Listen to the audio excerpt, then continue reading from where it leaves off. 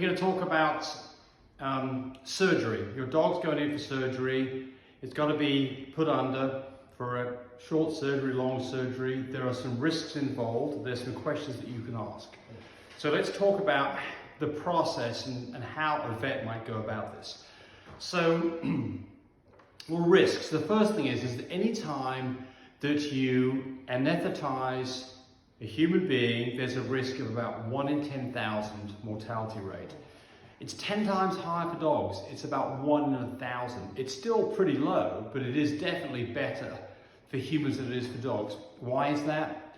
Because if somebody dies and they're a human being, there's awful lawsuits that follow, and they're very expensive, and not so much for dogs. That's my take on it.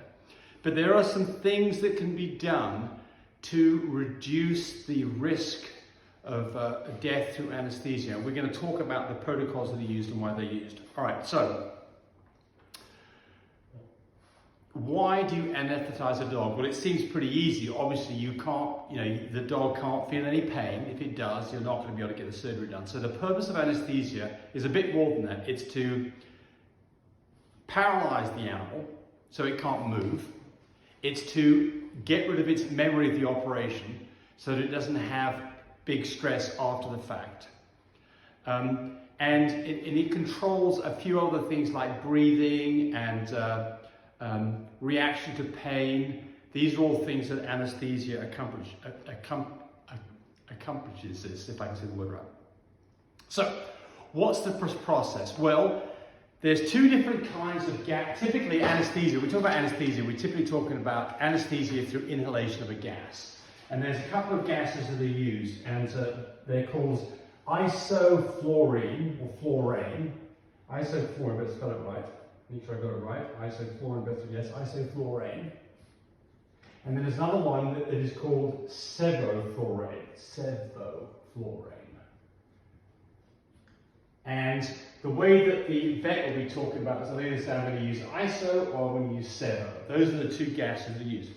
This one is used the most. This one is a bit newer.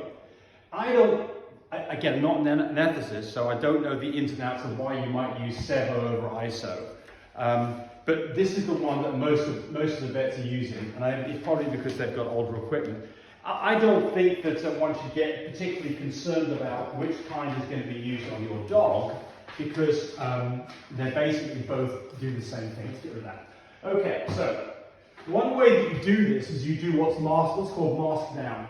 You just simply put a mask over the dog's mouth. You start off with the gas, and you get the dog put under. It's not really the best way to do it. Why? Because there's a fight that goes on. When you put a mask over the dog, it takes a couple of minutes to get the dog knocked down, and it stresses the dog out. The dog does not like it. And while that's going on, it's stressful for the people who are doing the operation, and it's the possibility they can inhale the gases because you can't get the mask over the dog's mouth properly. So the better way of doing this, and the way that all of my vets around here do this, is they start off with a pre-inhalation, and they use Propofol. I spell this one right too. Propofol. I think I spelled that right. Propofol, I think it's right. That's, of course, the drug that Michael Jackson died using. What does it do? It's very rapid. You have to start it's an injectable. So the normal way that you use Propofol is that you start an IV line and you inject the Propofol through the IV line. And why do you do that? Because it gives you the ability to be able to control the process, to bring the dog out, and also have a pathway to put other medicines in if the dog gets in trouble. Propofol is very fast acting, it's pretty safe. It does have some problems. Specifically, it can produce low hypoventilation. A person can, or a dog can, get to the point where they're not breathing very well. And that's probably what did Michael Jackson in, by the way, is his breathing rate got down to nothing. He was using it to try to get to sleep. He was basically an insomniac. But Propofol you've got to be careful how you use Propofol. That's why they should be weighing your dog beforehand to find out how much Propofol to administer. Based on that weight, they then start an IV line and they inject Propofol. That knocks the dog down very quickly, where it's a pre-anesthetic state. And at that point, you can then intubate the dog, which means you've got to get a tube down the dog's throat so you can then pass the inhalation gas, the Sevo or the ISO that you're going to use. So that's a much better way of doing it. From what I understand, and from all the vets that I use, they all do pre-inhalation by using Propofol to knock the dog down first.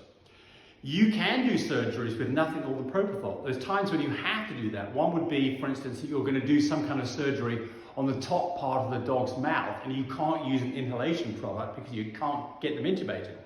So in those circumstances, you'd use Propofol and leave an IV line in with Propofol so that you can add more Propofol if you need to. It's good for an operation that's going to last for 5 to 10 minutes.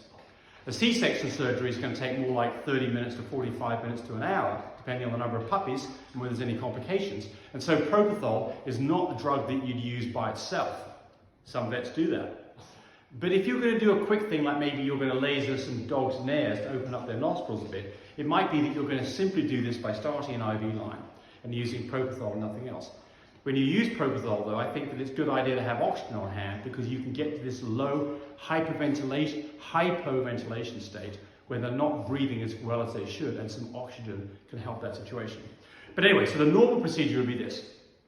Start an IV line, weigh the dog first, go administer some Propofol, knock the dog down so you can now get the dog under control, so you can now intubate the dog without the dog struggling all over the place.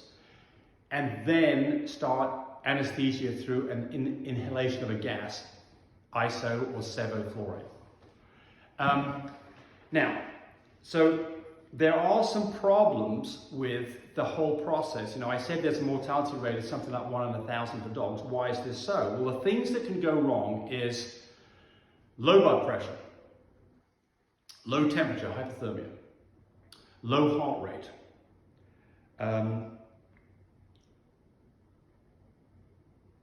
So getting cold, not breathing properly, low blood pressure, low heart rate, and pain. These are all things that can cause problems with that process.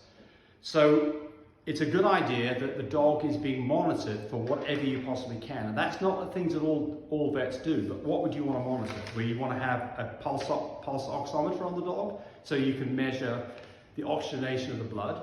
You want to have it hooked up to, in a hospital environment for you and I, it'd be an EKG machine, but you want to have something that at least be able to measure heart rate properly.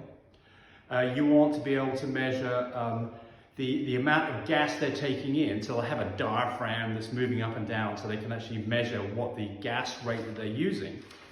And then there's some things for things like whether the dog is physically under, they do things like touch the dog's eyeball and make sure the dog doesn't blink. So those are things that you can ask about. You can ask about, you know, are you going to do a mask down operation or are you going to use Propofol? I would want them to be using Propofol. I'd want to know that they are going to monitor things like blood pressure, heart rate, breathing rate, oxygenation. I'd want to make sure that they are doing those things. And then another part about this whole thing is it used to be when you had something like this done, where at the end of the operation, the inhalation gas, isoflurane, is reduced slowly. The dog starts to wake up. Somebody's there to monitor the dog. They leave the intubation tube in and the IV in until the dog is fully awake and it's got a gag reflex. Because at that point, if the dog wants to puke, it can puke okay, because that's something that can happen after anesthesia. And you want to be able to make sure that the dog is in a good shape before you yank the tube out and yank the IV out. And then the kind of thing they'll do is they'll touch on the eyeball to see whether the dog is blinking and it's awake. And then maybe another 20 minutes on the table to make sure everything's fine and the dog's somewhat alert before they decide that the dog can then go to maybe a waiting room or you can take your dog home. But in the past, what the dog got was a pat on the head and it was off and away with you. I think that some pain management is not a bad idea because, you know, just because the dog can't tell us it's in pain, it is going to be in some pain. So I think that generally some kind of pain management is not a bad idea. And then the other thing that's not a bad idea is maybe some kind of antibiotics to be given in the event, because, you know, you have opened the dog up doing some kind of procedure and you've got the potential of getting bacteria in the dog. So an antibiotic injection is probably not a bad idea, but talk to your vet about that. And then the last thing that I saw a comment that I was talking to one anesthesiologist, and I said, well, what's the safest anesthetic that you use? And he said, well, no anesthetics are completely safe. What you want is a safe anesthetist. So I thought that was a good comment. You want somebody who knows what they're doing. The majority of times when we're going and having things like C-sections done, they allow us to be in the room. We don't participate, but we're there to help shake the dogs down and take some of the load off some of the technical staff as far as looking after the dogs, so the vet can really look after the dog. Yeah, so I think, anything else I need to add to this? I think that probably covers it pretty much. Yeah, so what prompted this whole thing was somebody had sent a comment about getting concerned about their dog having anesthesia, and they were talking about just doing things with injectables. And that's not an option for the majority of cases. We used to be a long time ago, we used barbiturates and things like that to put people in a state of semi-unconsciousness. We don't do those things anymore. These days, I think it's going to be Propofol combined with a gas. So anyway, hope you enjoyed this. Be safe to your puppies and dogs. Bye, everybody. Hey, thanks for watching the video. I really appreciate people who subscribe to me. It helps me, encourage me to do more of these videos. But do remember, disclaimer here, I am not a vet. I'm not a licensed medical professional. I'm purely a person who's been breeding dogs for the last couple of decades. Any information that you got from this video, use at your own risk. There's nothing implied here, and certainly this should not be used as a substitute for advice from your veterinarian or your medical professional. I hope you enjoyed the video. Come back for more of them. Bye.